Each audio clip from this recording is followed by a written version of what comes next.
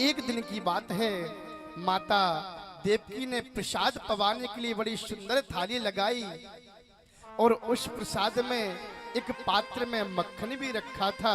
जैसे ही मेरे प्यारे ने, जैसे ही मेरे कृष्ण ने उस मक्खन को देखा, वृंदावन की याद आ गई।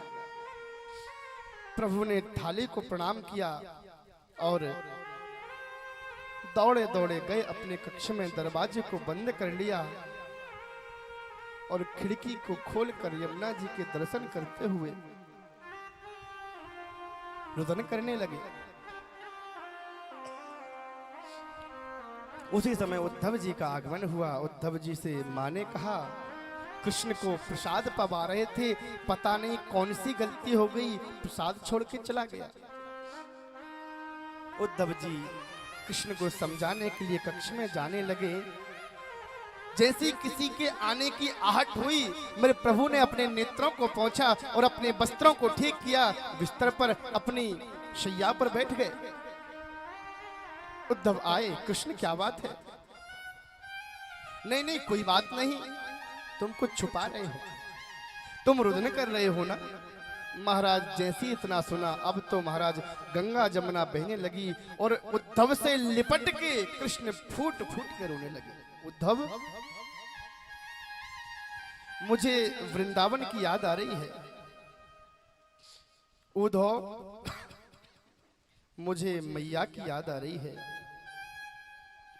उद्धव मोए ब्रज बिसरत नाही, हंस सुता को सुंदर कलरव और कुंजन की छाई। उद्धव मोए ब्रज बिसरत नाही। जब उद्धव से कहा मुझे वृंदावन की याद आ रही है, उद्धव एक काम कर,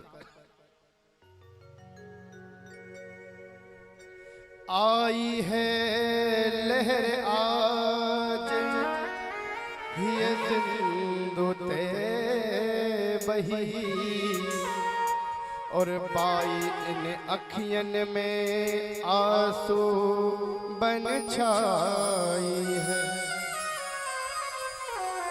छाई है शाम उदासी ब्रिज के संदेशे बिन, और मैया के माखन की ना कछु कीमत चुकाई है। पाई है वियोग में वियोगिनी वृषभानु प्यारी, पाई है वियोग में वियोगिनी वृषभानु प्यारी। सत्य कहूँ सखा आज ताकी सुध आई है। उद्धव, मुझे वृंदावन की याद आ रही है, मुझे अपनी माँ की याद आ रही है, मुझे राधे की याद आ रही है। उद्धव एक काम कर, तू वृंदावन चला जा और सुन, अब लगवई व्यथा ताय मत कहियो, अब जो कहूंगो ताय भूल जइयो मत। उन्हें योग सिखइयो श्याम प्रेम ते छुड़इयो, उन्हें योगी बना आइयो कहीं वियोगी बन आइयो मत। एक काम कर, मेरी याद में वो ब्रजवासी बहुत रोते हैं, एक काम कर, तू तो बहुत बड़ा ज्ञानी है ना, उनको योग सिखाकर आ। और उद्धव ने कहा ठीक है प्रभु, लेकिन तुझे तो पहचानते नहीं है ना, एक काम कर, तू मेरे वस्त्र पहन कर जा। महाराज उद्धव को बड़ा ही घमंड है कि वह एक ज्ञानी है, बृहस्पति का शिष्य है। जैसे ब्रज की ओर गमन करता है, जैसे ही यमुना के बीच में पहुंचा और ज्ञान गयो खिसक यमुना कछार में, ज्ञान की जो पोटली थी वह यमुना में गिर गई। और जैसे ही वृंदावन की भूमि में कदम रखा, तुरंत कांटों ने वस्त्रों को पकड़ लिया। चले कुछ दूर उद्धव तो वृंदावन निकट आया, वहीं से प्रेम ने अपना अनोखा रंग दिखलाया। उलझ कर वस्त्र में कांटे लगे उद्धव को समझाने, तुम्हारा ज्ञान पर्दा फाड़ देंगे हम प्रेम दीवाने। और यहाँ उस रास्ते से जिससे गोपाल गए थे, ग्वालवाल रोज खड़े हो जाते हैं और देखते हैं कि आज शायद कोई रथ आ जाए। रुदन करते रहते हैं, आपस में वार्ता करते हैं। अरे देखो तो भाई, हमारे साथ खेलता था लेकिन कितना निष्ठुर निकला, उसको हमारी याद नहीं आती। महाराज जीवों की तो क्या बात करें, गाय भी रो रही हैं, वृक्ष भी रो रहे हैं। एक छोटा सा लाला था, वह वृक्ष से वार्ता कर रहा है। वृक्ष से वह छोटा बालक क्या कहता है, अरे तू क्यों रोता है?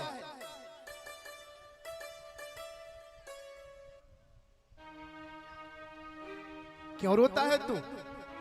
जब वह निष्ठुर मुझे याद ही नहीं कर रहा है, तुझे याद ही नहीं कर रहा है, तो क्यों उसकी याद में व्यथा रो रहा है? पेड़ ने कहा ठीक है, मैं नहीं रोऊंगा, नहीं रोऊंगा, लेकिन एक बात बता, तू क्यों रोता है? जैसे ये शब्द उस छोटे से बालक ने सुने, लिपट कर हुकरी भर भर कर वह लो। क्या करूं रे, उस छलिया की याद आती है। उसी समय क्या देखा, एक रथ आता हुआ दिख रहा है। वह जो छोटा बालक है, वह कहता मैं नहीं जाऊंगा, मैं कृष्ण से मिलने नहीं जाऊंगा। कृष्ण आएगा, मुझसे माफी मांगेगा, तब मैं उससे बात करूंगा। सभी ब्रजवासी दौड़े दौड़े उस रथ के समीप पहुंचे, लेकिन रथ में देखा तो कृष्ण नहीं है, यह तो कोई और है। कौन है आप? वृष्णीनां प्रवरो मंत्री कृष्णस्य दयिता सकाशिष्यो बृहस्पति साक्षात उद्धवो बुद्धि सत्तमा। मेरा नाम उद्धव है, मैं बृहस्पति का शिष्य हूँ। मुझे नंद बाबा के यहाँ जाना है। रास्ता कहाँ से है? नंदराय के यहाँ जाना है। किसी से रास्ता मत पूछना। ये जो नाला दिख रहा है ना, ये जो यमुना जी में जाके मिल रहा है, इसके सहारे चले जा। ये नाला नंद जी के महल से ही आया है। ये नाला कोई पानी का नहीं है।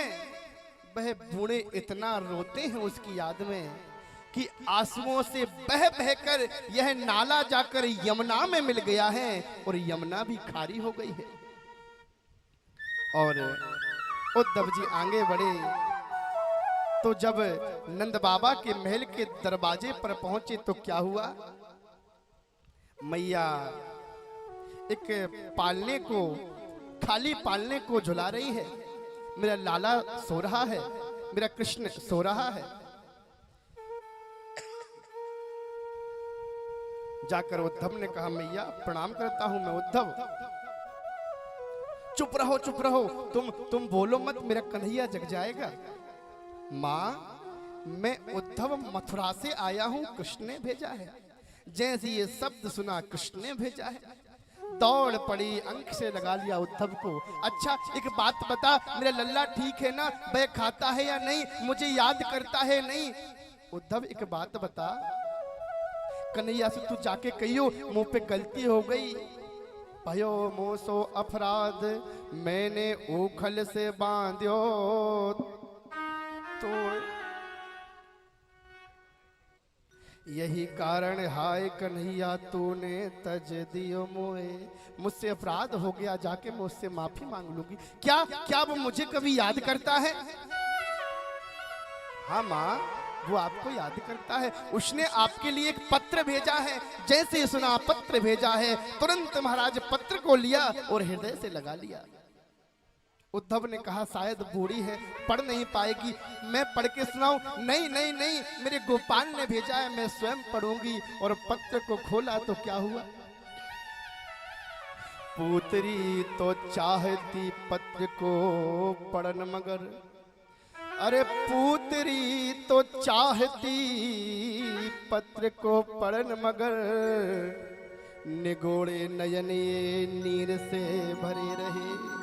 पत्र को पढ़ना तो चाहती थी, लेकिन नेत्रों में नीर इतना भरा है कि शब्द धुंधले दिख रहे हैं। और उसी समय क्या हुआ कि कागज में नाच उठी मूरत गोपाल की। कागज में खिलखिल रहता हुआ कृष्ण दिख गया। जैसे कृष्ण को देखा तुरंत हृदय से लगा लिया, मेरा कन्हैया, मेरा कृष्ण, मेरा गोपाल कर कर वह रुदन करने लगे।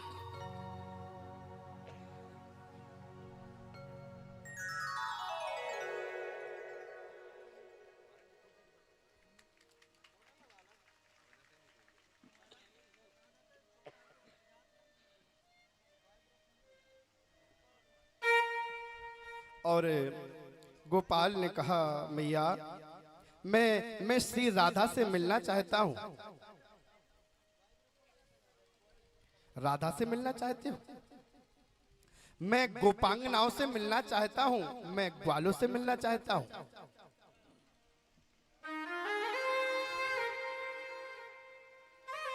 और किसी ग्वाले के साथ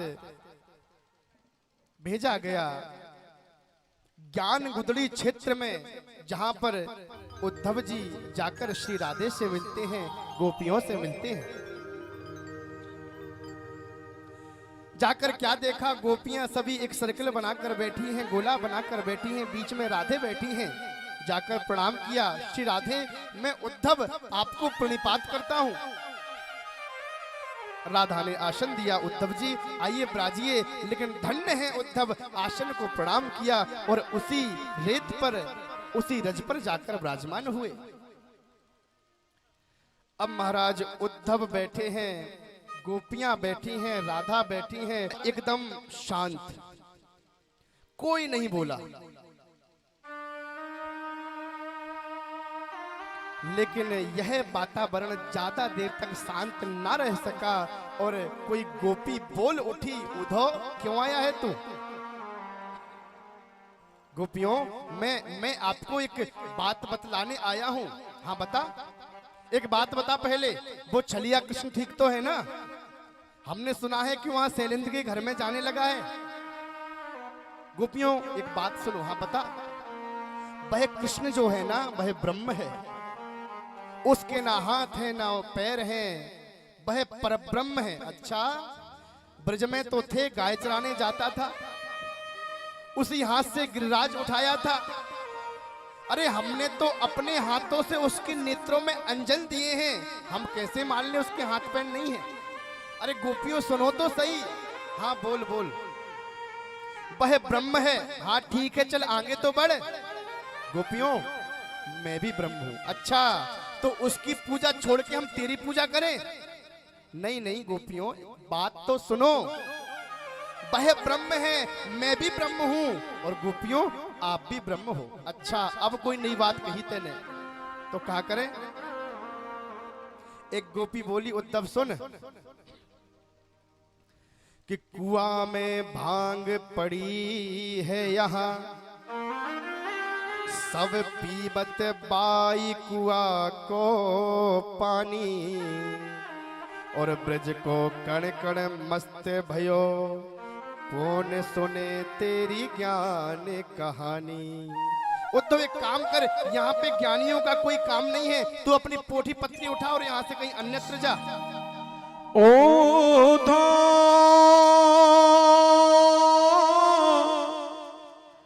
मत आइयो समझाने, ओ जाको कांटा लगे वो जाने, ओ जाको कांटा लगे वो जाने। ओ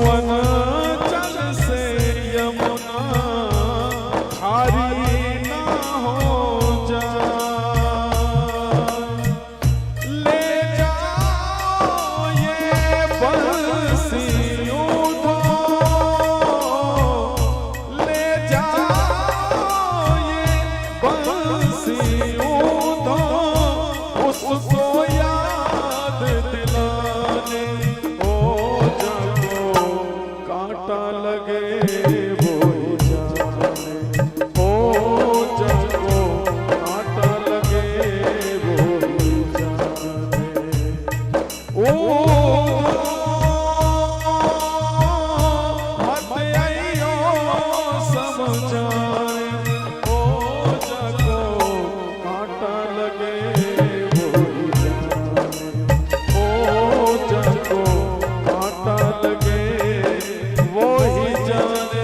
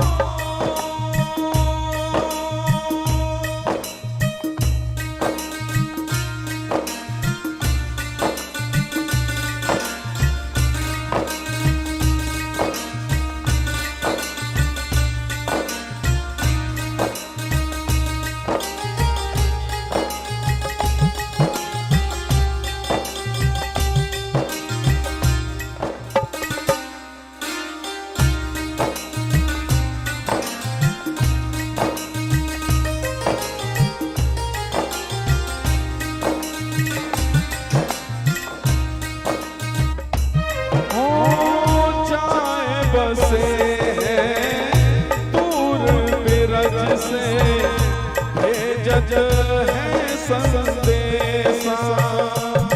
सावरे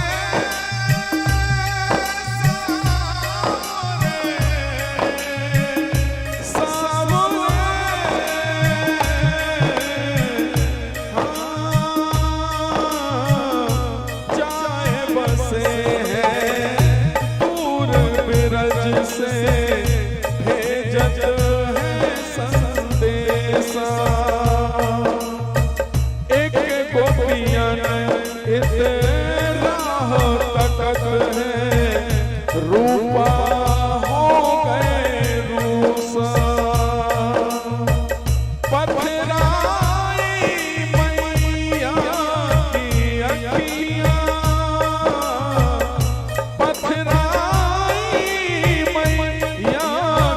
अखियाँ, दर्शन उसका पाने, ओ जाको कांटा लगे वो जाने, ओ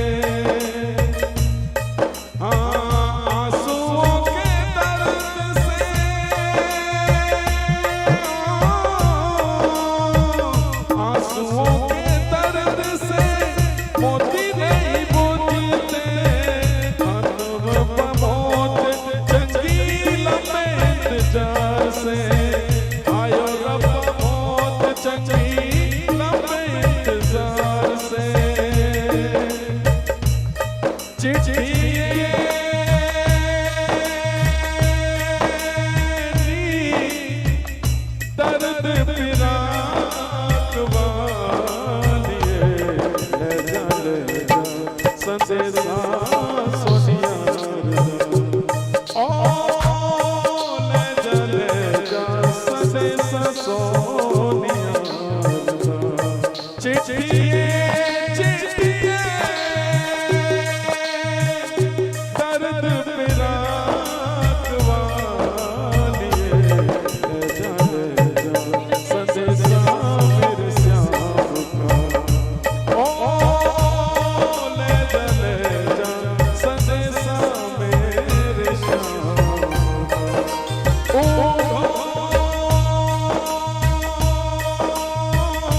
मत आइयो समझाने ओ जानो कांटा लगे ओ जानो कांटा लगे ओ जानो कांटा लगे ओ जानो कांटा लगे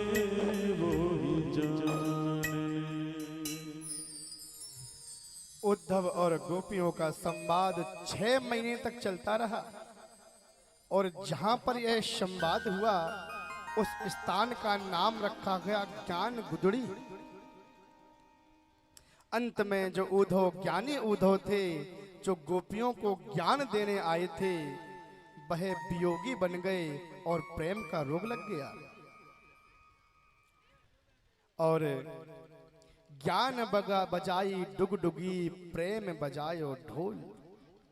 उद्धव ने अपने ज्ञान की डुगडुगी बजा रहे थे, लेकिन जब यहाँ ब्रजांगनाओं ने प्रेम का ढोल बजाया, सब कुछ भूल गए और अब कृष्ण को ही उल्टा सीधा बोल रहे हैं कि हे कृष्ण, तुम कैसे कपटी हो, इतनी ब्रजांगनाओं को रोता बिलकता छोड़कर आ गए। उद्धव लौटकर मथुरा आए। जब कृष्ण से यह वार्ता करने लगे, मेरे गोपाल ने कहा, उद्धव अपने नेत्रों को बंद करो। जैसे ही नेत्र को बंद किया, दोबारा नेत्रों को खोला तो मेरे प्रभु के साथ में श्री राधा खड़ी हुई हैं, माता हैं, बाबा हैं, सभी ब्रजांगनाएं हैं। और उद्धव से कहते हैं, उद्धव यह सब तो मेरे प्राण हैं, सदैव मेरे साथ रहते हैं।